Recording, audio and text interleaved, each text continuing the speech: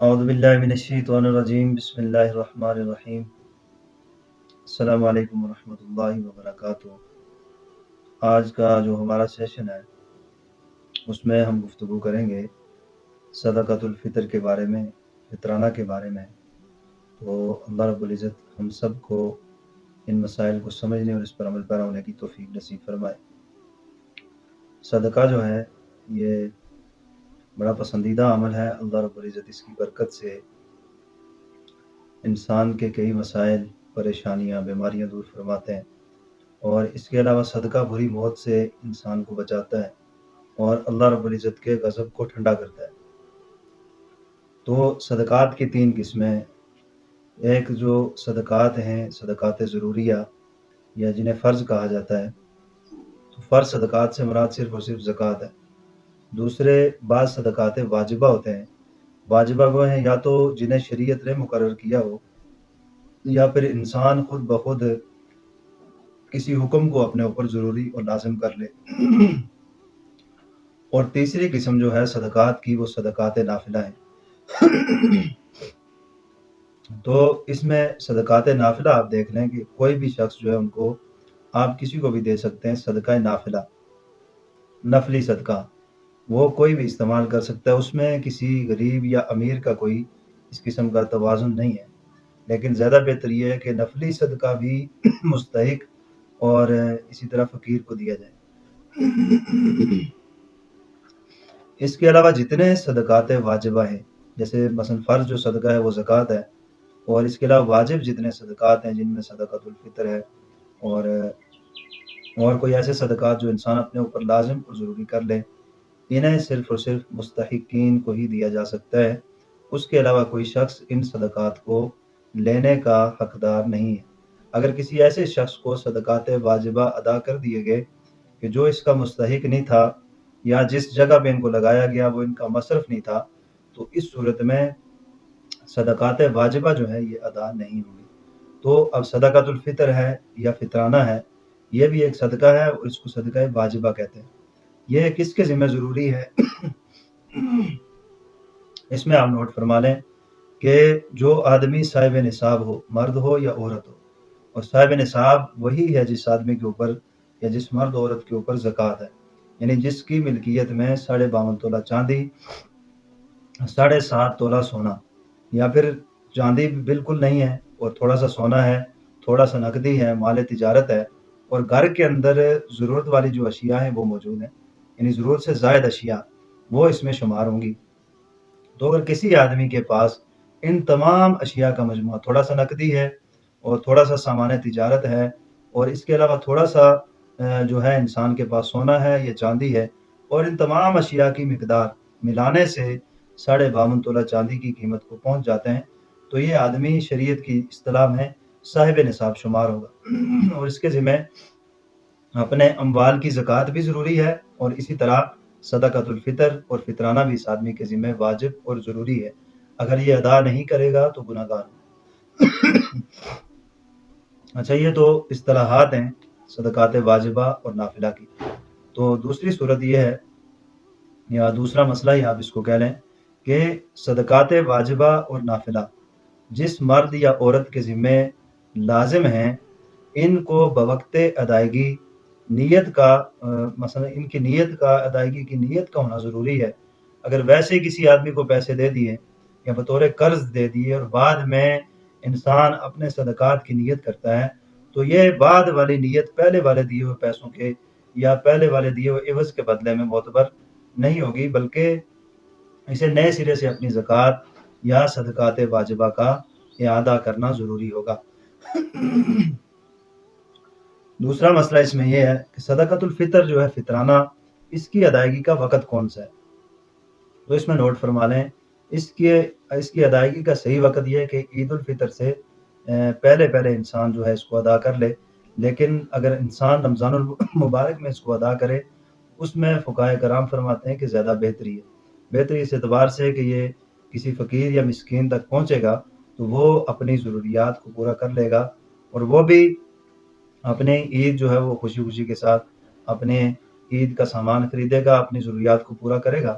اس لیے عید الفطر سے پہلے اس کو ادا کر لینا چاہیے۔ اگر کسی آدمی نے عید الفطر کے بعد ادا کیا، نماز کے بعد، تو تب بھی ادا ہو جائے گا، لیکن یہ صدقہ نافلہ شمار ہوگا، اس کا وہ ثواب نہیں ہوگا جو صدقۃ الفطر کا تھا۔ تو اس میں 4 اشیاء ہیں جو آپ دے سکتے ہیں، کشمش ہے، کھجور ہے، جو ہے، گندم ہے، اور ان کی مقدار آپ اپنے علماء کرام سے معلوم فرما سکتے ہیں کہ وہ کتنی مقدار میں، گندم 2.25 کلو ہے، ان کی ان کی جو قیمتیں ہیں وہ مختلف ہیں، کراچی میں الگ ہیں، اسی طرح راولپنڈی میں الگ ہیں، کشمیر میں الگ ہیں۔ تو یہ جس علاقے کے آپ مقیم ہیں، وہاں کے مقامی علماء کرام سے اس کی قیمت کو معلوم کر سکتے ہیں۔ تو اس میں یہ کرنا چاہیے، جو غریب لوگ ہیں وہ سب سے کم قیمت یعنی کہ گندم کے اعتبار سے دیں، اور جو اس سے بڑے ہیں اور صاحب نصاب ہیں تو وہ جو ہے کوشش فرمائیں کہ وہ اعلیٰ قیمت سے اپنا صدقۃ الفطر ادا کریں۔ جیسے کئی جگہ پہ ہیں وہ ماشاءاللہ مالدار ہیں، چودھری صاحب ہیں، سیٹھ صاحب ہیں، لیکن وہ 300 کے حساب سے ادا نہ کریں۔ یہ غریب لوگوں کے لیے نصاب ہے کہ 300 روپے فی کس کے حساب سے، جیسے 2.25 کلو گندم کا جتنا بھی وہ بنتی ہے قیمت، وہ اپنا صدقۃ الفطر ادا کریں۔ تو ان 4 اشیاء میں سے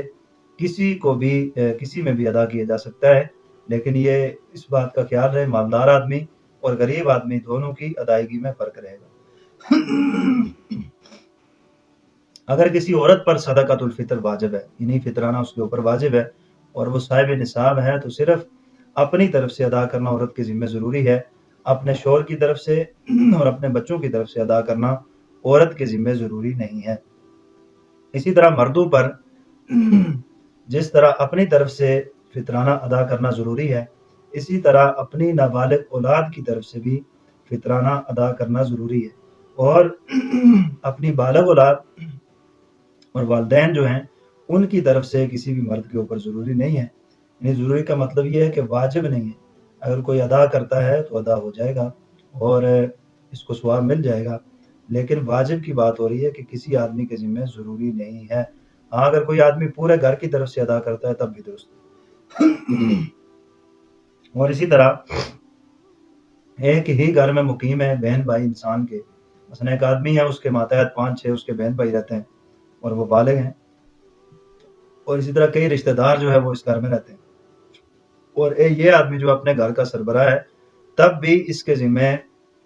گھر کے کسی فرد کا جو ہے فطرانہ دینا ضروری نہیں ہے، اپنی طرف سے ادا کرے، اپنی نابالغ اولاد کی طرف سے ادا کرنا اس مرد کے ذمہ ضروری ہے، اور اگر عورت ہے، صاحب نصاب ہے، تو صرف اپنی طرف سے ادا کریں اور کسی کی ذمہ داری اس پر نہیں ہے۔ اگر گندم کے علاوہ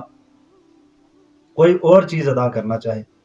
گندم کے علاوہ مثلا باجرہ ہے یا کشمش ہے یا کھجور ہے، تو ان کی قیمت کا اعتبار کیا جائے گا اور اسی اعتبار سے صدقۃ الفطر ادا کیا جائے گا۔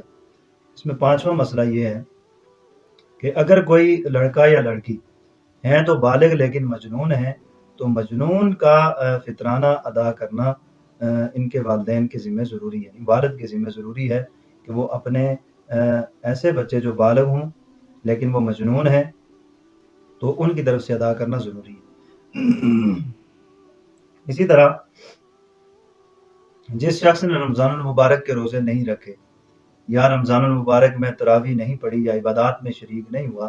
تو اس کے ذمہ بھی فطرانہ ادا کرنا واجب اور ضروری ہے اگر وہ صاحب نصاب ہے۔ بیرون ممالک میں جو لوگ مقیم ہیں وہ اگر اپنا صدقۃ الفطر ادا کرنا چاہیں تو جس ملک میں مقیم ہیں اسی ملک کی کرنسی کے اعتبار سے وہ اپنا فطرانہ ادا کریں گے۔ بیرون ممالک میں پاکستانی کرنسی کا اعتبار نہیں ہوگا، اس لیے جو شخص جس ملک میں مقیم ہے تو اسی ملک کی کرنسی کے حوالے سے اور اسی ملک میں جتنا ایک عام آدمی کے اوپر ہے تو اتنا ہی یہ شخص اپنا صدقۃ الفطر ادا کرے گا۔ اور ایک آدمی جس کے ذمہ جو صاحب نصاب نہیں ہے اور جس کے ذمہ صدقۃ الفطر ضروری نہیں ہے، تو ان احباب کو بھی چاہیے جو اگرچہ صاحب نصاب نہیں ہے لیکن وہ ادا کر سکتے ہیں تو ادا کرنا چاہیے۔ اس میں بہت سارے انسان کے فوائد ہیں، روزوں کی مقبولیت میں بہت مؤثر ہے صدقۃ الفطر کا ادا کرنا، اور پھر اس میں مصارف کا خصوصی خیال رکھا جائے، صدقات واجبہ یا نافلہ نہیں، صدقات فرضیہ جسے زکوٰۃ ہے، اور اس کے علاوہ جتنے نافلہ ہیں ان کا واجبہ صدقات، تو ان کے مصارف کا خصوصی خیال رکھا جائے نفل صدقہ آپ کسی کو بھی دے سکتے ہیں، لیکن اس میں بھی مستحسن ہے کہ مستحق یعنی غریب آدمی کو دیا جائے۔ تو اس کے وہی مصارف ہیں جو زکوٰۃ کے مصارف ہیں کہ آپ انہی لوگوں کو دے سکتے ہیں جن کے اوپر زکوٰۃ لگتی ہو یا جو خود صاحب نصاب نہ ہو، تو ان اشخاص کو یہ چیزیں دی جا سکتی ہیں۔ اور اس میں خصوصی آپ رعایت فرمائیں تو دینی مدارس ہیں، اور اس وقت فلسطین وہاں مظلوم مسلمان ہیں اور کئی فاؤنڈیشن وہاں پر کام کر رہے ہیں، ان میں معتبر اور اچھی جگہ کو دیکھ کر آپ ان کے ساتھ ٹرسٹ کے ساتھ تعاون فرمائیں تاکہ یہ امداد فلسطین کے مظلوم مسلمانوں تک پہنچ سکے۔ اور اس بارے میں علماء کرام آپ سے دردمندانہ اپیل بھی فرما رہے ہیں۔ تو وہاں پر سب سے پہلا آپ کا مصرف اس وقت وہی ہے، اس کے بعد آپ کے قرب و جوار میں جہاں دینی مدارس میں رہائشی طلبہ مقیم ہیں انہیں آپ اپنا فطرانہ صدقات واجبہ جتنے بھی ہیں یا نافلہ ہیں وہ انہیں ادا فرمائیں۔ اس دونوں چیزوں پر جو ہے دوہرا اجر ملتا ہے۔ اور اس سے تیسرے نمبر پر جو ہے، تیسرا نمبر تو نہیں کہنا چاہیے، یہ تو انسان کے لیے گویا تیسرا آپشن ہے کہ اپنے قریبی رشتہ داروں میں اگر کوئی انسان کے اس طرح کا غریب ہے یا بے بس ہے، محتاج ہے، اس کو ادا کرنا بھی افضل ہے۔ تو اللہ رب العزت ہم سب کو اس پر عمل پیرا ہونے کی توفیق نصیب فرمائے۔